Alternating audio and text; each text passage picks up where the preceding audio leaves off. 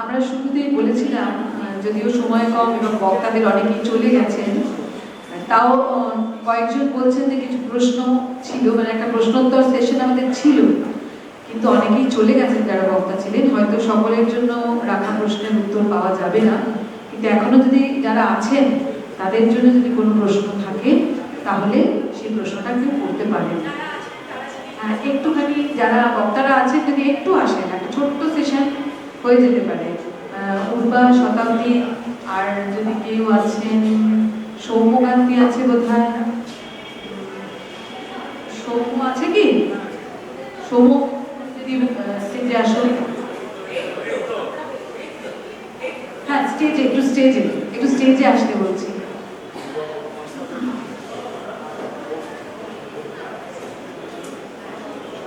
উর্বা একটু স্টেজে। উর্বা, শতাব্দী, সৌম্য, আর বোধহয় কেউ নেই না যারা বক্তা ছিলেন, আর বোধহয় কেউ নেই। আচ্ছা, যিনি প্রশ্ন করছেন,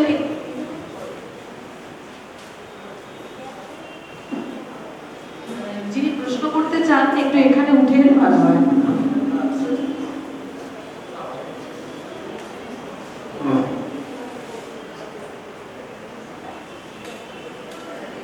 কেউ কেউ প্রশ্ন করতে চেয়েছেন, আমার কাছে বলেও গেছেন একটু এখানে চলে আসবেন, সময় খুব কম, একটু দ্রুত আসবেন।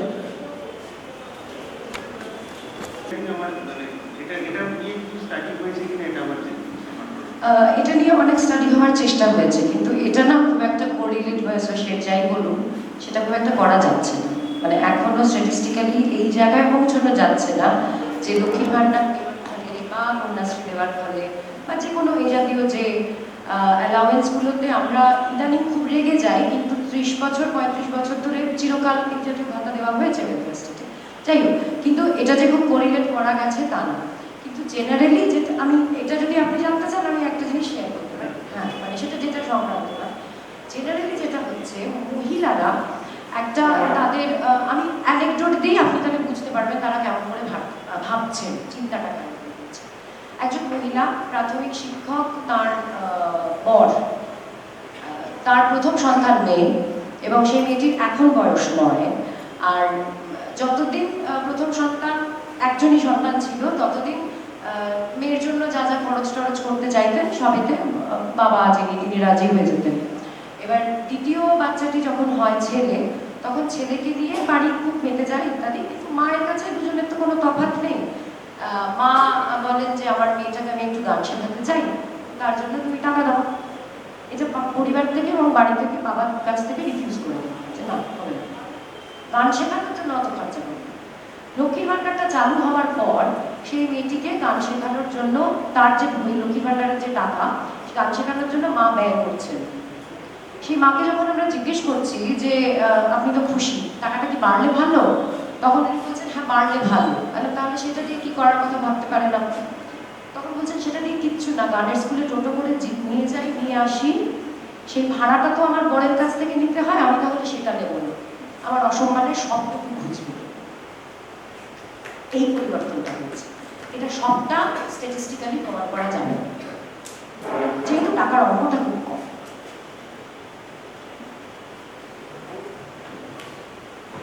আমার প্রশ্নটা অনেকটা একই রকমের ছিল, এবং প্রশ্নের যে উত্তরটা আমার কাছে আমার সেই একই প্রশ্ন, যে আপনি যেটা বললেন আপনার বক্তব্যে, খুব সুন্দর বক্তব্য ছিল যে বর্তমানে যেটা আমরা দেখতে পাচ্ছি ডোল পলিটিক্স, এই ডোল পলিটিক্স কেন্দ্র করে এবং বিশেষত মহিলাদের প্রতি নানান সমাজ কল্যাণমূলক সরকারি অনুদান, এবং সেই অনুদানগুলির যখন এক শ্রেণীর মানুষ বিরোধিতা করেছেন, সেটা মহিলাদের কাছে খুবই অসম্মানজনক একটি বার্তা পৌঁছেছে, এবং প্রকারান্তরে যারা এই কাজটি করেছেন তাদের প্রভূত ক্ষতি হচ্ছে। আমি শুধু এইটুকু বলতে চাই যে একটি শব্দে যদি আপনি বলেন যে বর্তমানে আমরা যে জায়গায় দাঁড়িয়ে আছি সমাজে, এই ডোল পলিটিক্সকে আমরা সমর্থন করবো না, এটা সমর্থনযোগ্য নয়।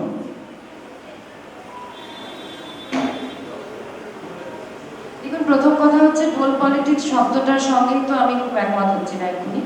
তার কারণটা হলো ওয়েলফেয়ার স্টেটে ইকোনমিক্সের প্রশ্নে যে কোনো টার্ম ব্যবহার করার ব্যাপারে আমাদের খুব সতর্ক থাকতে হবে।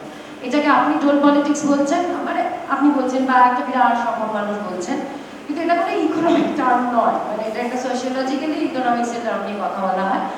আর এটা আরও অসম্মান করে, এটাকে ফ্রিবি ইত্যাদি প্রভৃতি নানান কিছু বলে। তো এটা আসলে ডোল পলিটিক্স আপনি বলবেন, কেউ ফ্রিবি বলবে, কেউ যে যাই কিছু বলুক না কেন, এটা পরিষ্কার কথা, এটা একটা অ্যালাউন্স।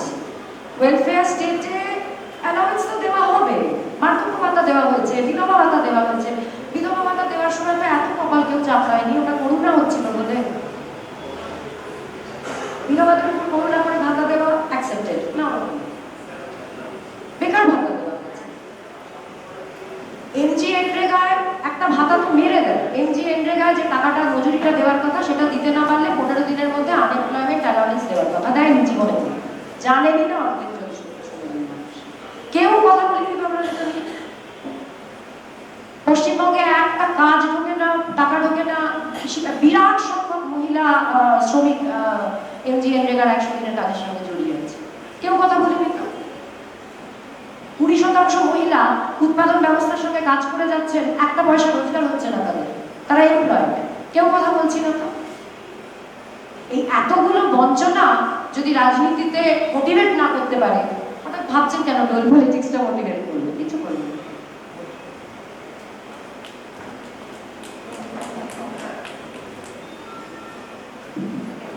আমি খুব ছোট করে একটা জিনিস জানতে করতে চাই। অ্যাকচুয়ালি আমাদের আজকে আশা ছিল একটা ছোট্ট ছুটি নাটক করার জন্য, যেটা হবে কি হবে না সেটা পরের কথা। তো অনেস্টলি বলছি, হয়তো নাটকটা না করলে এখানে আসতাম না। এসে যে উপকারটা হয়েছে সেটা মানে অত্যন্ত প্রশংসাযোগ্য। কারণ আমি মোটামুটি কিছুটা পড়াশোনার মধ্যে থাকি, তারপরেও আমার মনে হয়েছিল যে এখানে এসে কীভাবে নাটকটা করে চলে যাবে। কিন্তু এত অনেক কথা শুনলাম, জানলাম, এটা আমার মনে হয় অনেকগুলো এরকম সেশন হওয়াটা খুব জরুরি। এটা আমি উদ্যোক্তাদের বলবো কোনোভাবে করার জন্য। একটাই শুধু জিনিস আমার বক্তব্য আছে, সেটা আপনাদের কি বক্তব্য শুনলে ভালো লাগবে। এই ধরনের আলোচনায় আমি আবার একটা আলোচনা শুনেছি, পুরুষতন্ত্র কথাটা বারবার ঘুরে ফিরে আসে। পুরুষতান্ত্রিক সমাজে চাপিয়ে দেওয়া ফলে যা যা হচ্ছে ইত্যাদি আমি ব্যবহার করছি না। আমার মনে হয় আমাদের কথাটাকে কোথাও যদি আমরা এইভাবে ধরি যে আমরা একটা মানে একটা পোলারাইজেশন পুরো সমাজের মধ্যে আছে। একটা হচ্ছে উন্নত মানসিকতার মানুষ, আরেকটা হচ্ছে সুবিধাবাদী মানসিকতার মানুষ। মানে একটা বলা যায় যে উন্নত মানসিকতার মানসিকতন্ত্র বা সুবিধাবাদী মানসিকতন্ত্র, এইটা মনে হয় সমস্ত ডিমার্কেশনটাকে ক্লিয়ার করে। পুরুষতন্ত্র কিন্তু চাপিয়ে দেয় না, চাপিয়ে দেয় সুবিধাবাদী মানসিকতার মানুষগুলো। তার মধ্যে পুরুষ নারী আছে, আবার এই উন্নত মানুষগুলোর মধ্যেও পুরুষ নারী আছে। তো আমার মনে হয় সেই কথাটাকে কোথাও গুরুত্ব দেওয়াটা যায় কিনা, এটা একটু ভেবে দেখি। যদি কোনো বক্তব্য থাকে এই ব্যাপারে বলতে।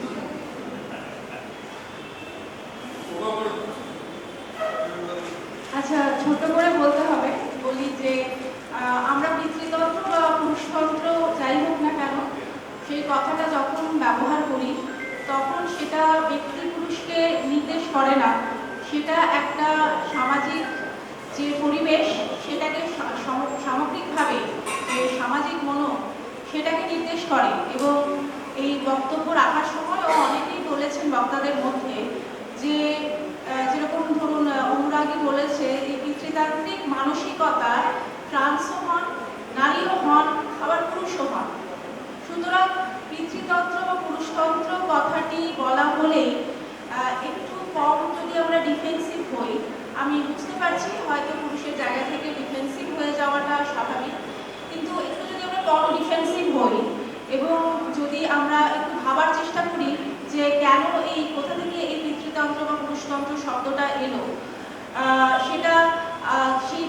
সেক্ষেত্রে সত্যি বলতে আমাদের পরিবারের মধ্যেও পিতৃতান্ত্রিক একটা মানসিকতা আছে। আমরা জানি যে আমাদের পিতা পদবী গ্রহণ করতে হয় বা তারপরে পরবর্তীকালে যার সাথে যে পুরুষের সাথে বিবাহ সূত্রে আবদ্ধ হবে নারী তার পদবী গ্রহণ করতে হয়। আমার মা তার মায়ের পদবী পাননি, তিনিও আবার তার পিতার পদবী পেয়েছেন। সুতরাং এইটা বোধহয় খুব অন্যায্য নয় এই সামগ্রিক মানসিকতাটাকে অ্যাড্রেস করার জন্য পিতৃতান্ত্রিক কথাটা ব্যবহার করা, কিন্তু এটার মাধ্যমে কখনোই কোনো ব্যক্তিকে নির্দেশ করা হয় তেমন নয়। আমরা চাই যে পুরুষেরাও পিতৃতান্ত্রিকতার মধ্যে তারা হয়তো নারীদের মতো নয়, অ্যাডভান্সদের মতন নয়, কিন্তু তারাও যে কিভাবে তাদের যে কিভাবে পূর্ণ বিকাশ হচ্ছে না সেটা যদি তারা অনুভব করেন, কিভাবে তার বিকাশটা স্ট্যান্ডার্ড হচ্ছে। মানুষের বিকাশ বলতে বৌদ্ধিক বিকাশ, শারীরিক বিকাশের সঙ্গে প্রাথমিক বিকাশও তো হয়।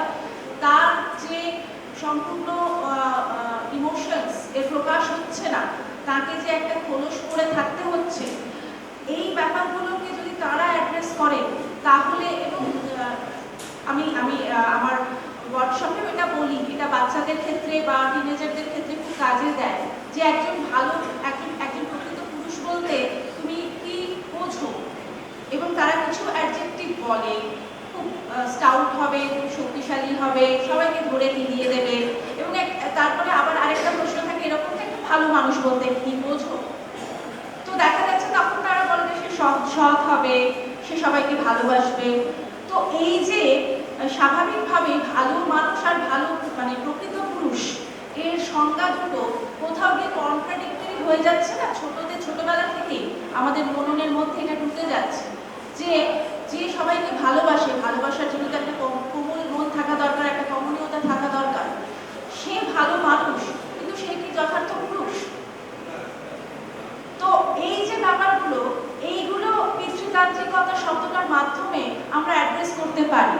একইভাবে নারীবাদ শব্দটা নিয়েও বলার এটাই, যে এটা কিন্তু নারীদের অধিকার পুরুষদের থেকে বেশি হবে এমন কিছু কায়েম করার একটা, যে ক্ষমতাতন্ত্রটা চলছে তার বদলে একটা অন্য ক্ষমতাতন্ত্র এনে ফেলা নয়, এটা সমস্ত লিঙ্গের সমানতার কথা বলে। ধন্যবাদ। আপনার কাছে প্রশ্নটা অ্যাকচুয়ালি আমার আপনি একটা 16 বছরের ছেলে, সে একটা বয়সের পর পারিবারিক সমস্যায় জড়িয়ে পড়ে, এবং সে যখন আন্দোলন করে তাকে একটা পারিবারিক থেকে বা পরিবার হোক বা তার কাজিন রিলেটিভ এবং পাড়ার থেকে একটা বলে যে না না এই আন্দোলন করছে মাওবাদী, এবং সে পারিবারিক হিসেবে দিয়ে তাকে আর দেখতে পায় না, মানে সে যেহেতু মানে ফেলিয়ার তাদের কাছে। তো আপনি সেই ছেলেটাকে মানে সুস্থভাবে যে আন্দোলন করতে পারে সেটা আপনি কি অ্যাডভাইস দিবেন?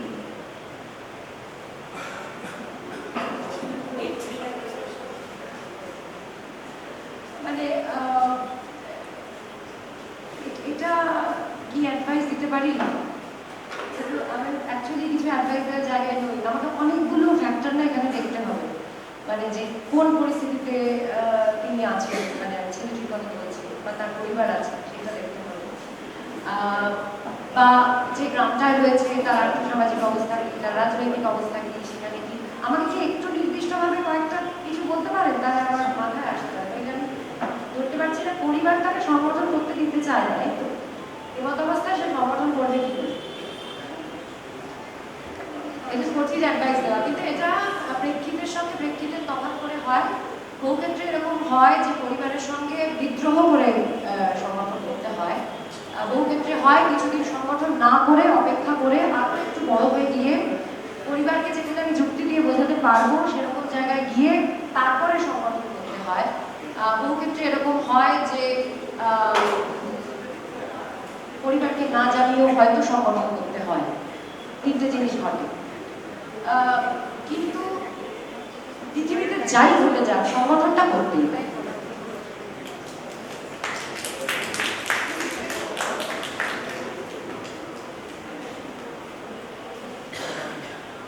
আমাদের আজকের শিক্ষা শিবির এখানে আমরা শেষ করছি। আপনারা যারা শুরু থেকে শেষ অবধি ছিলেন তাদেরকে অজস্র ধন্যবাদ জানাচ্ছি। আজকে আমাদের হিসেব হলো আমাদের যে 113টি সংগঠন, তাদের মধ্যে 78টি সংগঠনের 168 জন আমরা আশা করবো আমাদের পরের যে শিক্ষা শিবিরটি হবে, শিক্ষা শিবিরটির দিন আমরা 1-2 দিনের মধ্যে জানিয়ে দেবো। আসলে কোন হল পাওয়া যাবে তার উপর নির্ভর করছে। এর পরের যে বিষয়টা, পরের বিষয়টা হচ্ছে স্বাস্থ্যের অধিকার। স্বাস্থ্য নিয়ে যে দাবিগুলো অভয় হচ্ছে, অভয় হচ্ছে থেকে ওখানে কথা আমরা ভাববো, সেগুলো নিয়ে আমাদের শিক্ষা শিবির। তো তো সেই শিক্ষা শিবিরটা হয় 15 তারিখ অথবা 22 তারিখ হবে। ফল এখনো ঠিক করা হয়নি।